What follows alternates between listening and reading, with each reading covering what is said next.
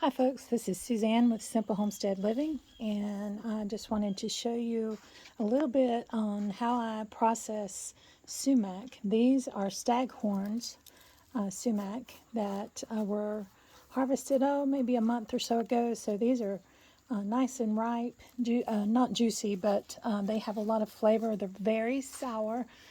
When you check your sumac, you want to make sure that the taste is pretty sour.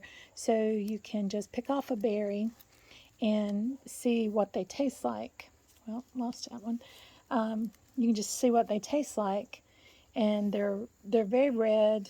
You want a deep color when you go to pick these. You want them to have a nicely sour taste, and I'm going to show you real quick how I process this.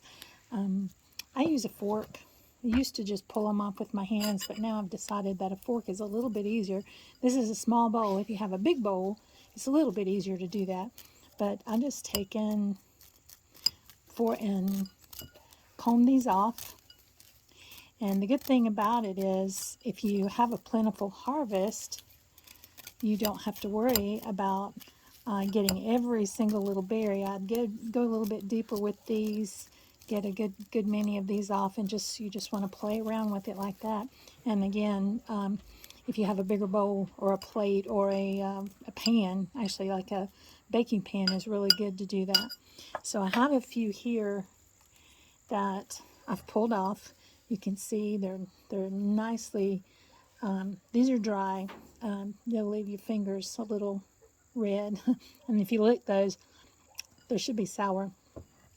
So I've got my berries ready. These will go in a food processor. Now, I'm not going to run this food processor because everybody knows what a food processor is, right? I've already run this one, and you can see the powder that I have. I put about a half cup of berries in there, and you can see that there's seeds down in there and the powder. So what I do after that, let me slide this away. I take a strainer and a pan or a bowl, like this setup I have here. This is, you can see the strands in that, the threads in this strainer. It's not just a fine mesh strainer, but it's a decent, it's gonna hold up and collect up the seeds here. So, and then all you do is just strain out these berries. The berries and any leftovers. I'll use my fork, or I'll take a spoon or even my fingers like this and just kind of run it through. You can shake it too, that'll help a little bit. But just kind of run it through, and you're going to be left with seed. As you can see there, this is the seed and some of the coating.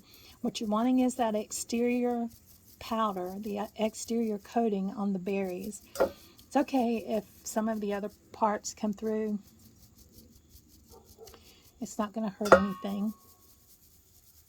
But you can see how much is coming off of that. I ground this in the coffee grinder for about maybe 30 seconds, not very long at all. And because these berries are a little soft, not like a blueberry, but more, it does have a nice coating on it. Now again, this is sour, nicely sour. This is malic and gallic acid, not ascorbic acid. Now to this, if you're going to make Za'atar, and that spelling is Z-A''ATAR, it's a Mediterranean seasoning. You can leave this as is and just sprinkle it on food. I would let this dry just a little bit before I put it in a bottle. But you can sprinkle it on food just like it is, or you can combine it with oregano and sesame, which is a typical Mediterranean dish or a seasoning. But I make a southern seasoning with sassafras and garlic, and it's just delicious. But that's quite a bit of seasoning there for about 2 minutes worth of work. So take advantage of that. You can also use your stags of your sumac, of course, for lemonade or a sumac aid by just simmering these. You never want to boil these, because if you do, it brings out the tannic acid, which is bitter. But the sumac aid makes a wonderful, delicious drink. You can sweeten it with honey or sugar, cane sugar, maple syrup, whatever you would like. But that's my sumac. That's how I do my sumac seasoning. You'll find this in Beyond the Garden Gate Wild Seasonings and Beyond the Garden Gate Wild Foods. Both of these books will be out in early 2021. Thank you for watching, and this is Suzanne with Simple Homestead Living. Enjoy your sumac.